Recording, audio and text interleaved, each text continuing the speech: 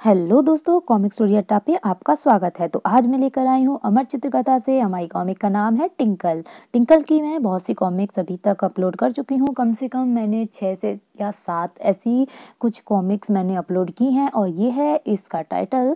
चलिए देखते हैं इस बार जो मुझे टिंकल की ये कॉमिक मिली है इसमें कौन कौन सी कहानियाँ इंक्लूड हैं। तो फिलहाल आगे बढ़ने से पहले आप लोग कर लीजिए चैनल को सब्सक्राइब और अब बढ़ते हैं कॉमिक की तरफ। पहले लेकिन इसके टाइटल को देखकर हम काफी चीजें इस कॉमिक के बारे में अंदाजा लगा सकते हैं। तो अब बढ़ते हैं कॉमिक की तरफ। हमारी यहाँ से कॉमिक शुरू होती है। ग्रीक पौराणिक कथा पर है। शब्द है लुइस एम फर्नांडिस के, चित्र M.N. नोंगरे। राजा ने हरकुलस को देवी के पेड़ के सुनहरे सेब लाने के लिए भेजा और राह में, हे हरकुलस, मुझे जियस ने तुम्हें उपाय बताने भेजा है। तुम्हें जिस पेड़ की तलाश है वह एटलस पर्वत पर है। उसके चारों ओर ऊंची दीवार बनी है और एक ड्रैगन रात दिन उसका पहरा देता है। दीवारें मैं लांघ सकता हूँ और ड्रैगन मुझे डरा नहीं सकता। मुझे तो सिर्फ देवी हेरा के प्रकोप का डर है। वे हमेशा मुझसे नफरत करती रहीं और यदि मैंने उनके पेड़ के सेब चुरा लिए तो तुम्हें खुद सेब तोड़ने की क्या जरूरत है? किसी और से यह काम करवाओ ना। हरकुलस एटलस पर्वत पर चढ़ने लगा। जब वह चोटी के पास पहुंचा, दीवार अब उसने दीवार पर चढ़कर नीचे झांका। पेड़ तो वह रहा और ड्रैगन भी देखने में खूंखार जरूर है, लेकिन मेरे जहर बुझे तीर खाकर दम तोड़ देगा। और तभी ओह, यह क्या है? वहां अवश्य कोई है। हरकुलस पर्वत की चोटी पर जा पहुंचा। एटलस, देवताओं ने भी इस बेचारे को कितना कठोर दंड दिया है। इसे हमेशा आसमान थामे रहना पड़ता है। हे एटलस, मुझे आपकी मदद चाहिए। मुझे उस पेड़ में लगे सुनहरे सेब चाहिए। मैं तुम्हारी सहायता नहीं कर सकता नन्हे प्राणी। मुझे आसमान जो थामे रहना है। क्या आप इसे थोड़ी देर के लिए नीचे नहीं रख सकते? नहीं, पल भर को भी नहीं। किंतु हाँ, यदि कोई और थोड़ी देर के लिए मेरी जगह इसे संभाल ले तो मैं तुम्हारे लिए सेब ला सकता हूँ। मुझे कोशिश करने दीजिए, शायद मैं इसे उठा सकूं। तब एटलस नीचे झुका और उसने अपना बोझा उतार कर हरकुलस के कंधे पर धर दिया। आह, ओ, संभालो संभालो। तुम काफी ताकतवर हो नन्हे प्राणी। मुझे उम्मीद नहीं थी। अब मैं सेब लेने जाता हूँ, लेकिन हाँ, ड्रैगन का क्या किया जाए? मेरा धनुष और वाड़ ले जाइए। वाड़ बड़े जहरीले हैं। एटलस हरकुलस का धनुष वाड़ लेकर चल दिया और थोड़ी देर बाद वह लौट भी आया। यह लो, मैं सेब ले आया। मैं आपका एहसान कभी नहीं भूलूंगा। अब मेहरबानी करके यह आसमान वापस लीजिए। इतनी जल्दी नहीं। तुम सोच भी नहीं सकते कि उस बोझ से छुट्टी पाना कितना आनंददायक है। अब मैं भी किसी पंछी की तरह आजाद हूँ। मैं जरा दुनिया का एक चक्कर लगा कर देख तो आऊं कि मेरी सजा मिलने से लेकर अब तक क्या क्या हुआ है। लेकिन हिम्मत न हारो नन्हे प्राणी। हो सकता है मैं किसी दिन भटकने से तंग आकर वापस लौट आऊं। एटलस जी सुनिए तो, मुझे अपनी सिंग छाल की इनवी बना लेने दीजिए ताकि मैं उसे अपनी पीठ पर रख सकूं। तब मुझे आकाश उठाने में आसानी होगी। बस पल भर के लिए आकाश थाम लीजिए जिससे मैं इनवी बना लूं। अच्छा, लाओ मुझे थमा दो। उसने आसमान थमा लिया। एटलस ने, यह तुम क्या करने लगे? इनवी बनाओ ना। आप ठीक कहते हैं एटलस जी। उस बोझ से छुट्टी पाकर बड़ा आनंद आ रहा है। अब उसे वापस लेने वाला मूर्ख मैं नहीं। वापस आ मनुष्य, वापस आ। हरकुलस झटपट नीचे उतरा और चल दिया। उसने उस बोझे से छुटकारा पा लिया और उसे सेब भी मिल गया। यहाँ अपनी चतुराई का उसने एक प्रमाण दिया है हरकुलस ने। तो ये वाली कॉमिक यहाँ खत्म हो गई और आगे कॉमिक शुरू हुई है हमारी बुद्धि राज। इसके चित्र हैं चंद्रकांत राणे। हैदराबाद के पी सुनील की भेजी कहानी पर आधारित है। देखिए भाई, ये भेड़िया है, इस कछुए को पकड़ रहा है। पकड़ा तुझे, पर क्या फायदा? मुझे खा तो पाओगे नहीं। क्यों? कौन रोकेगा मुझे? मेरी कड़ी खाल। तो यह तो मुझे सूझा ही नहीं, किंतु अगर तुम मुझे थोड़ी देर पानी में पकड़ कर रखो तो यह नरम हो जाएगी और जल्दी ही। पता नहीं कितनी देर इंतजार करना पड़ेगा। और थोड़ी देर बाद क्या खाल नरम हो गई? हाँ, बस वही जगह बाकी है जहां तुम्हारे पंजे मुझे पकड़े हैं। अगर पल भर के लिए छोड़ दो, याद रहे बस पल भर के लिए। और जैसे ही लोमड़ी ने उसे छोड़ा, बुड्ढीराज सिद्ध से झील में गायब हो गया और फिर वापस नहीं लौटा। अब भाई कछुए को पानी में छोड़ोगे तो वह तो वापस कैसे लौटेगा। इसकी आगे कॉमिक है जासूस कुत्ता रांझा। लेखक है प्रताप शर्मा, शब्द हैं लुइस एम फर्नांडिस के, चित्र है प्रदीप राठे। पुलिस एक बूढ़े पर हमला कर उसे लूटने वाले दो चोरों का पता लगा रही थी। चुपचाप खड़े रहो, अगर तुम बेकसूर हो तो वह तुम्हारा कुछ नहीं बिगाड़ेगा।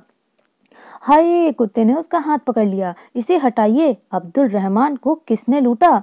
गुलाम अहमद और मैंने, लेकिन उस पर हमला गुलाम अहमद ने किया था। तो चुराए हुए रुपए और बाकी चीजें कहाँ हैं? मैं मेरे झोले में। छोड़ दो रांझा। यह कुत्ता कमाल का है। उसने उस आदमी को कैसे पहचाना? शायद उसकी अंगूठी से।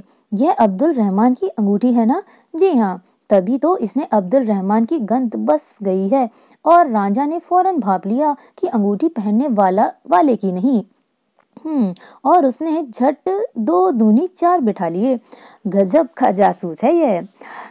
टू टट्टू वाले को भी पुलिस चौकी ले जाया गया। अब क्या हुआ? बाद में गुलाम अहमद ने चोरी में शामिल होने से साफ इनकार कर दिया। कोई कुछ भी कहे, मैं बेकसूर हूँ। अच्छा, यह बात है मोहम्मद, वह जूते का तल्ला देना। यह हमलावर में से एक की मोजरी का तल्ला है। गुलाम अहमद की एक मोजरी का तल्ला गायब था। इस सबूत से मजबूर होकर गरड़िए ने अपना अपराध कबूल कर लिया। हाँ, मैंने ही लूटा था टट्टू वाले को और मैंने मिलकर सारी तरकीब सोची थी। और कुछ दिनों बाद अब्दुल रहमान की बेटी की शादी में एक खासे मेहमान ने सब मेहमानों का मन मोह लिया, और वह था जासूस कुत्ता रांझा। अरे भाई, आगे कॉमिक है नसरुद्दीन हौजा की कहानी। शब्द है श्रुति देसाई, चित्र है राम वैरकर के। बरसात हो रही थी। हसन, क्यों बेहताशा दौड़ रहे हो? बारिश हो रही है ना? बारिश तो अल्लाह का तोहफा है, कभी कोई खुदा के लिए तोहफे से भी दामन बचाता है। ठीक कहते हो, या खुदा मुझे माफ कर दो, मैं आराम से चलकर घर जाऊंगा। और थोड़े दिन बाद, हौजा तुम क्यों भाग रहे हो? देख नहीं रहे हो बारिश हो रही है?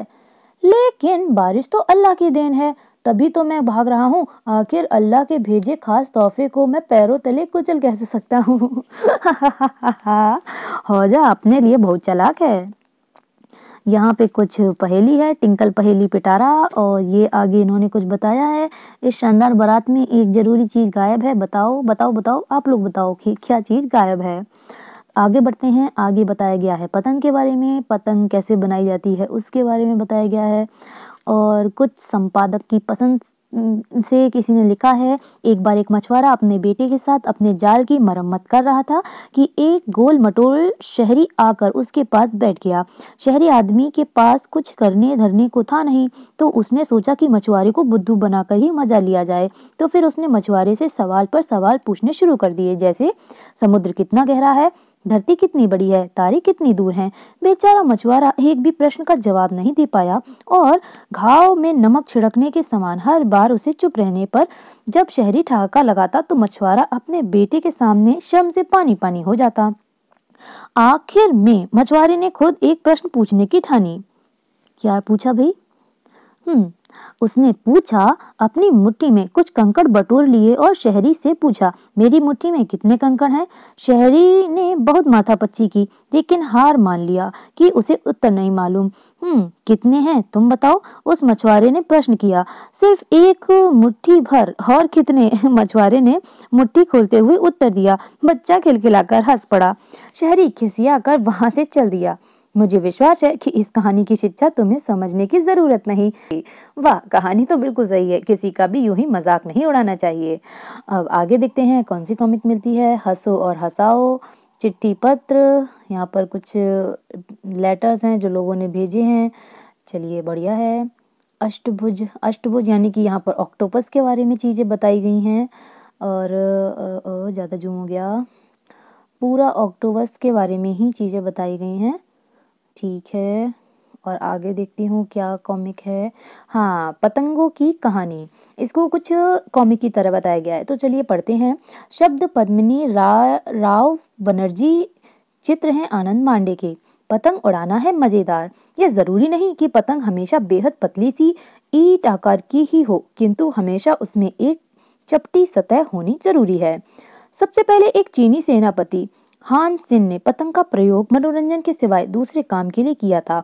ईसा पूर्व दूसरी शताब्दी में उसने पतंग द्वारा अपने सैनिकों को संदेश भेजे। सन 1754 में बेंजामिन फ्रैंकलिन ने पतंग की सहायता से यह सिद्ध किया था कि बिजली गिरते समय विद्युत का आवेश नीचे आता है।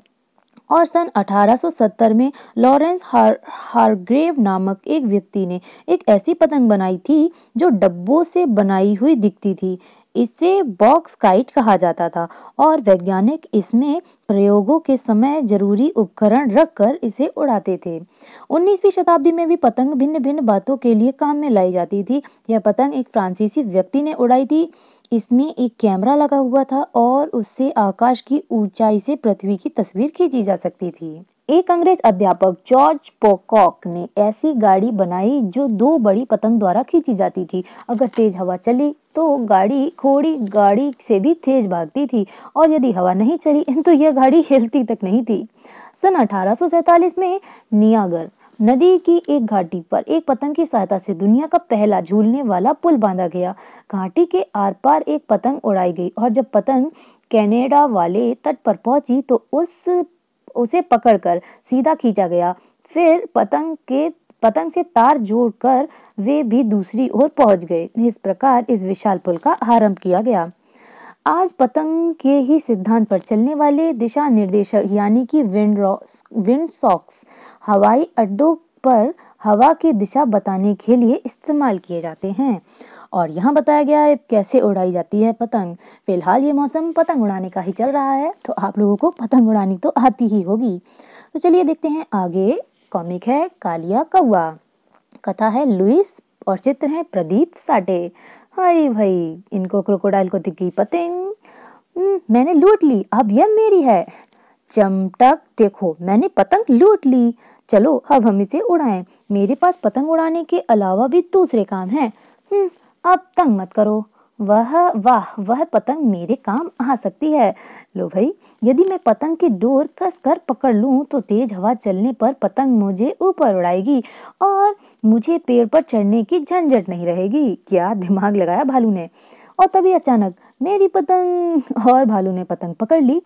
कालिया, हवा के झोंके से मेरी पतंग उड़ गई, तुमने तो कहीं नहीं देखी? ठहरो मैं देखता हूँ। वह रही, बबलू को मिली है।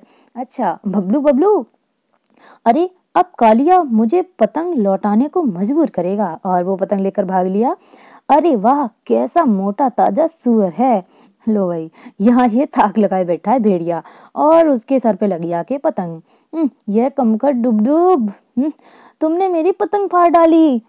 तुम्हारी पतंग? और लो भाई, उसने उस पतंग को उसके खोपड़ी में डाल दिया। ले अब उड़। चमटक, तुम मेरी पतंग ढूंढ लाए, वाह दोस्त हो तो ऐसा। बेचारे चमटक का तो शिकार भी छूट गया। अब ओ लो, यहाँ पर तो कॉमिक ही खत्म हो गई। मजा आ रहा था कॉमिक पढ़ने में। चलिए फिलहाल आप लोग बताइए, इस बार इस कॉमिक में कुछ कम ही स्टोरीज हैं, लेकिन जितनी भी हैं काफी जबरदस्त हैं। तो बताइए आपको ये कॉमिक कैसी लगी। मैं जल्दी ही कोई दूसरी कॉमिक लेकर आती हूँ। तब तक के लिए जाने से पहले चैनल को सब्सक्राइब करना बिल्कुल भी ना भूलिएगा। Thank you.